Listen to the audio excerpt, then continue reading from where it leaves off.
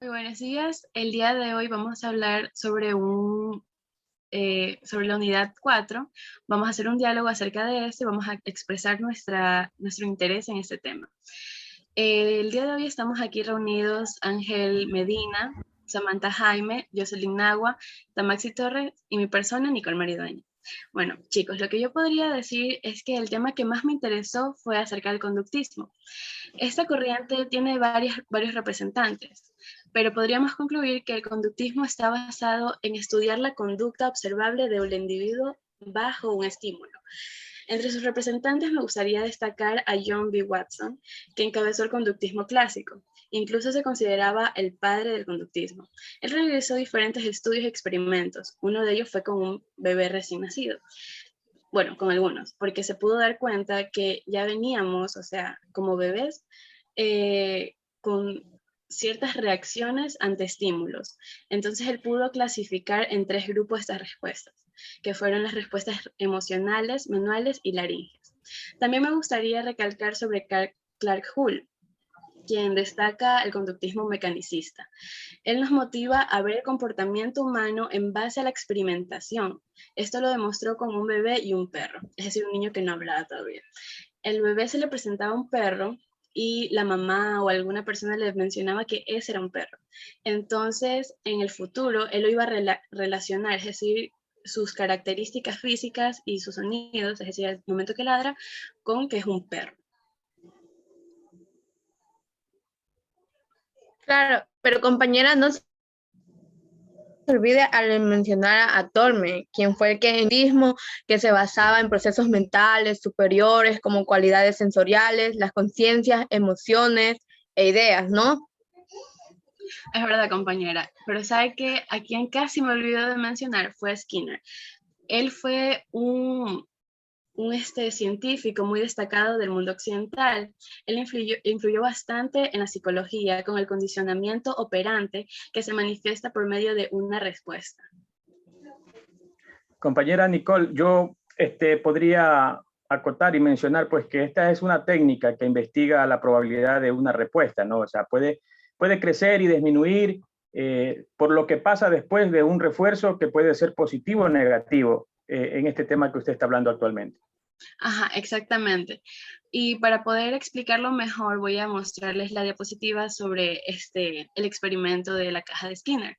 Aquí podemos ver uno de ellos, porque él hizo algunos experimentos con cajas e individuos dentro de ella. Con este experimento, él logró medir cómo los animales reforzaban o no su conducta de acuerdo a las consecuencias de sus acciones.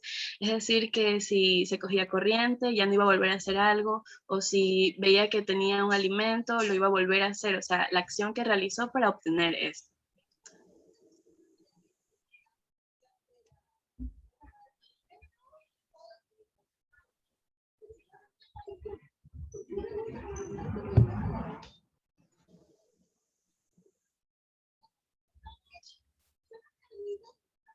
Entonces yo pienso que eso sería todo, en mi opinión, sobre el conductismo. No sé si tengan algo que decir sobre alguna otra corriente, como el cognitivismo. Sí, mira, a mí me parece también importante resaltar lo que revisé con respecto a la escuela del cognitivismo, porque, por ejemplo, esto se basaba básicamente en estudiar los diferentes procesos de la mente que están relacionados con el conocimiento, usados en la psicología cognitiva. Además de esto, maneja los procesos no solamente matemáticos, sino lógicos, de inteligencia artificial y la lingüística. También se lo consideraba el cognitismo como una de las escuelas contemporáneas más importantes de la época, pese a que su evolución estuvo estancada por varias décadas hasta finales de los 40, donde se impuso de manera radical y definitiva en los años 60, es decir, en el siglo XIX. Es verdad, perdón que la interrumpa, compañera, pero sabe que es muy cierto. Incluso puedo decir que se difiere del pensamiento conductista, ya que se maneja con un desempeño observable, mientras que el cognitivismo se enfatiza en los procesos mentales, en las representaciones internas y conscientes del mundo que se considera esencial para el aprendizaje humano. Así No es, sé qué compañera. opinan, o sea, lo que yo digo.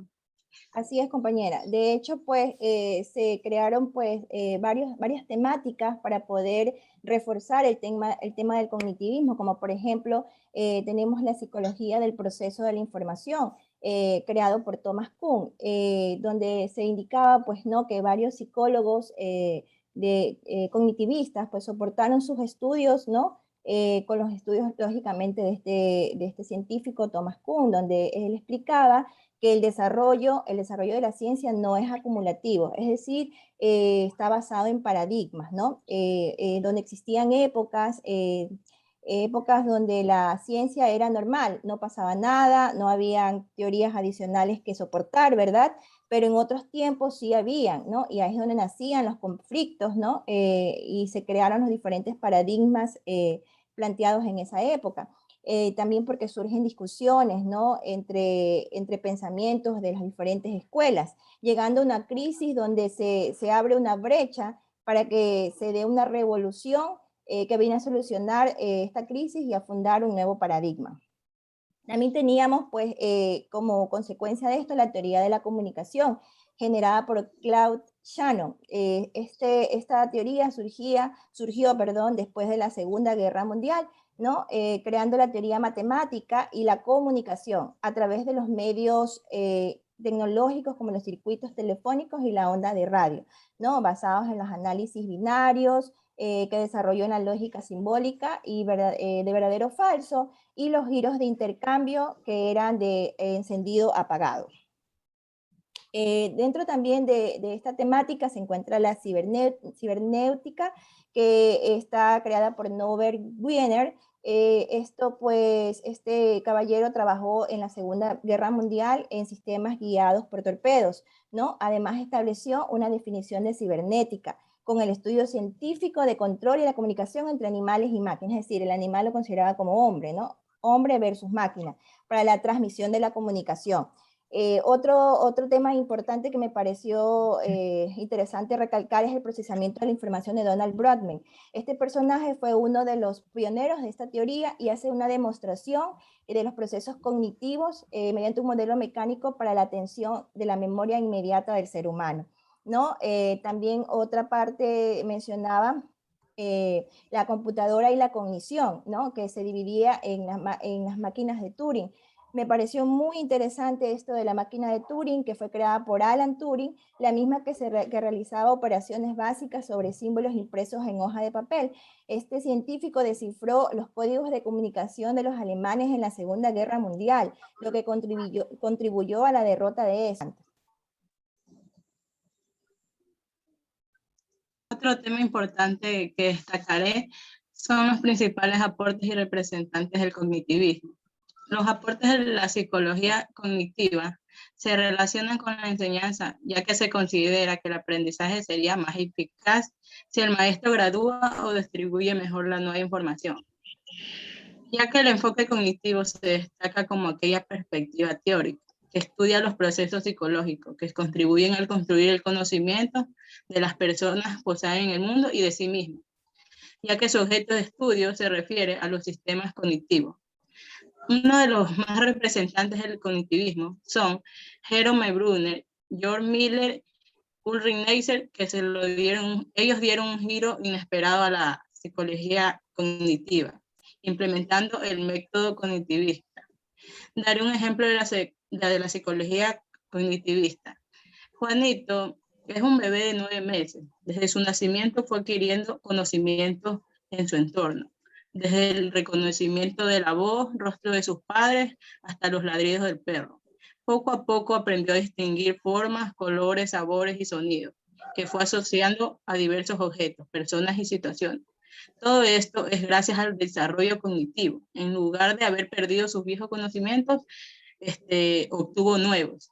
Los viejos se fueron asimilando, organizando y equilibrando a los nuevos, dando lugar a una mayor adaptación a su entorno. A mayor edad mejorará su capacidad de entendimiento, de racionario y aplicará mejor lo aprendido. Esto es lo que puedo destacar de mi tema. Compañera, pero también debemos tener que, podemos también destacar algo más importante de su tema, o que me pareció más interesante, como los autores como Brunner, Miller y Neisser cambiaron totalmente el ámbito de la psicología, pues este se dio por mediante el método cognitivista, si no me equivoco. Pues cada uno de ellos plantearon teorías diferentes para llegar al punto principal del método cognitivismo, como también para poder definir los aportes del cognitivismo, como la relación de las enseñanzas, ya que se consideraba el aprendizaje más eficaz, así como usted dice, del niño, el ejemplo del niñito. Yo creo que eso hay que destacarlo también.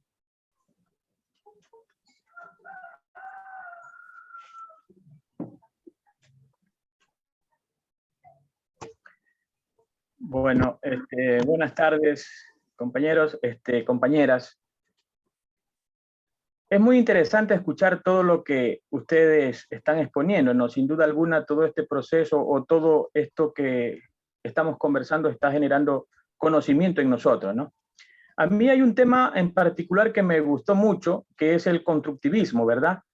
Porque este básicamente plantea que el conocimiento es construido por las personas, ¿no? Y es construido por medio de esas interacciones sociales, por medio de las experiencias pasadas, experiencias presentes, y todo esto es lo que hace que se pueda formar y reformar el conocimiento.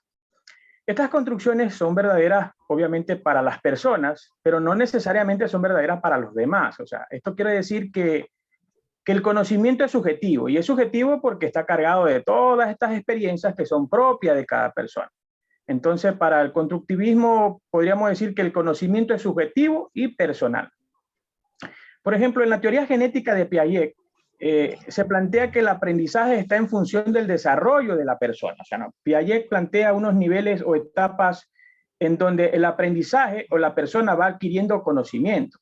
Lo importante de esta teoría es que plantea que el conocimiento se da o el aprendizaje se da cuando existe un proceso de asimilación y acomodación, el mismo que va obviamente de la mano con el equilibrio y el desequilibrio. Otro actor que también me llama la atención y que con su teoría, por ejemplo, tenemos que el aprendizaje social de Vygotsky, quien en su teoría sostiene que el aprendizaje es el resultado de la interacción social del individuo con el medio. Así la persona pues construye su propio conocimiento de manera activa y por medio del entorno social.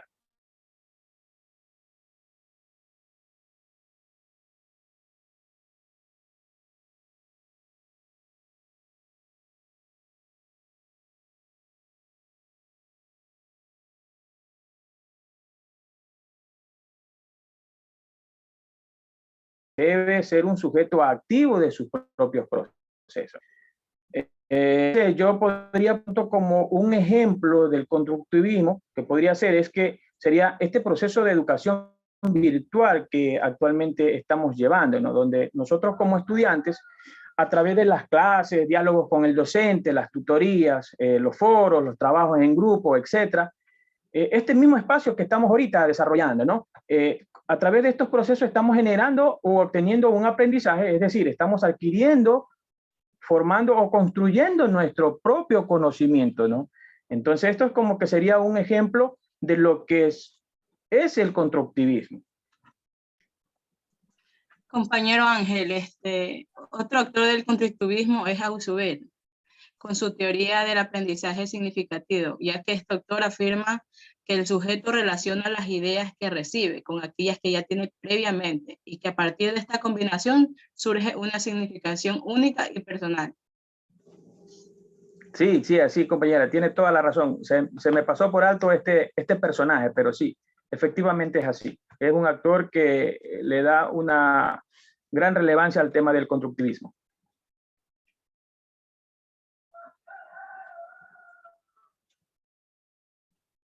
Pues bueno, me parece muy interesante todo ese tema. Aquí voy a intervenir yo de lo que me pareció más interesante de mi tema, que es el desarrollo, discípulos y líneas de trabajo. Pues aquí vamos a ver los problemas sociales, políticos de aquella época de la Unión Soviética que se detuvieron en el avance del pensamiento.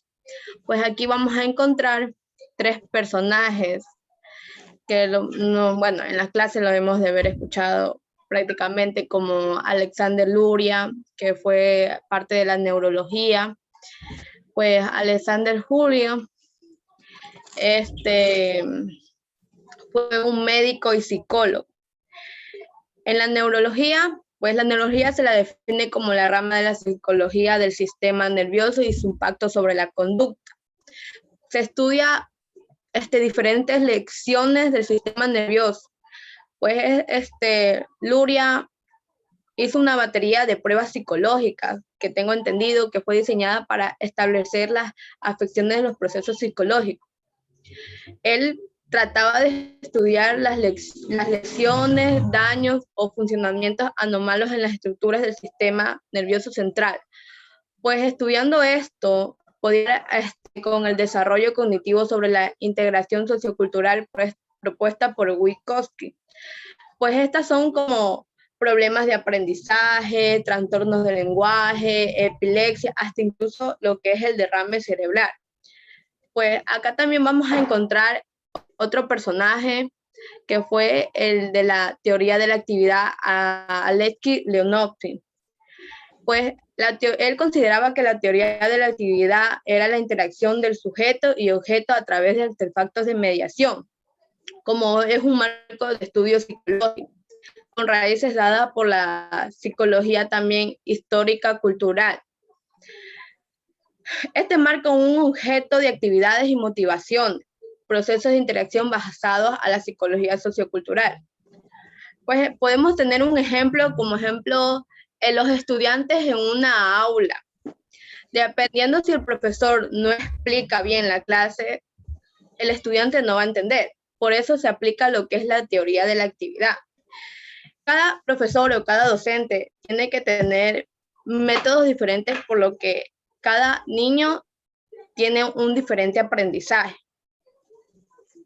También lo que vamos a ver es sobre Mijaíl Bajtín, que fue un historiador, crítico literario. Se da con la función sobre lo que es la corriente discursiva, filósofo del lenguaje de la Unión Soviética. Pues estas son diversas esferas de la actividad humana. Están relacionadas con el uso del lenguaje, de las puntuaciones, entre otras, como lo que es la literatura. Pero cada esfera del uso del lenguaje elaborada se realiza tipos establecidos como enunciados, como género, como lo denomina este personaje, que es el género discursivo, que es la explicación también de la psicología histórica cultural, que es el desarrollo de la mente. Pues Bajtín definió formas lingüísticas relacionadas con la construcción de la experiencia dialógica, de los géneros como del sujeto, que pueden ser como discursos, monólogos, conversaciones, entre otros. Jocelyn, dígame, compañera. Lo podemos poner como un ejemplo, escribir una carta, ¿no? Puesto que esto se realiza mediante una sucesión o una coincidencia que se aplica a la psicología histórica cultural. Exacto, compañera, exacto. Por ejemplo, como esto está relacionado con la lingüística, o sea, todo lo que es lenguaje, lo que son puntuaciones, comas, esto da relacionado como el ejemplo que usted nos dice, que es el de la carta. Pues con esto podemos tener las acciones tales como al momento de escribir la carta, no tenemos un motivo, pero lo ponemos, como el motivo, saludar al destinatario, explicar el motivo de por qué escribimos la carta, de narrar hechos o exponer algunos argumentos. En eso, compañera, se me pasó por alto el ejemplo. Pues es todo el tema interesante que me pareció. ¿No tienen algo más que decir sobre el tema que tratar, compañeros?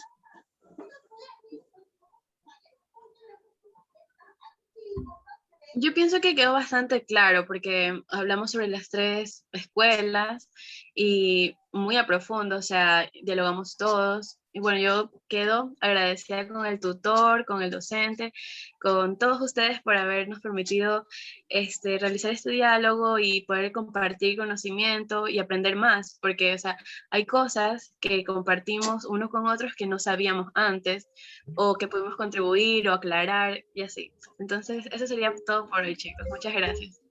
Sí, yo también agradezco mucho, pues muy interesante el tema de todos y hemos adquirido nuevos conocimientos. Nuevos conocimientos. Sin duda alguna, este proceso o este conversatorio que hemos mantenido hoy, pues sobre los temas de la unidad que hemos visto, ha permitido fortalecer nuestros conocimientos o adquirir nuevos conocimientos, ¿no? Y en lo personal a mí me deja también algunas inquietudes que me van a permitir o me voy a dar el tiempo de seguir investigando, porque es importante profundizar en todos estos temas, porque al final de esta manera es que vamos construyendo conocimientos, ¿no? Como lo dice el constructivismo, ¿no? Entonces yo creo que va a ser muy importante en todo este proceso de formación académica que estamos manteniendo, pues para que en un futuro pues seamos verdaderos profesionales con verdaderos conocimientos y que así todos estos procesos o todos estos conocimientos que nosotros vayamos a adquirir sean transmitidos a los demás, ¿no? Muchas gracias, compañeras. Gracias, y gracias nos vemos pronto, cuídense. Gracias, compañeras, chao. Gracias.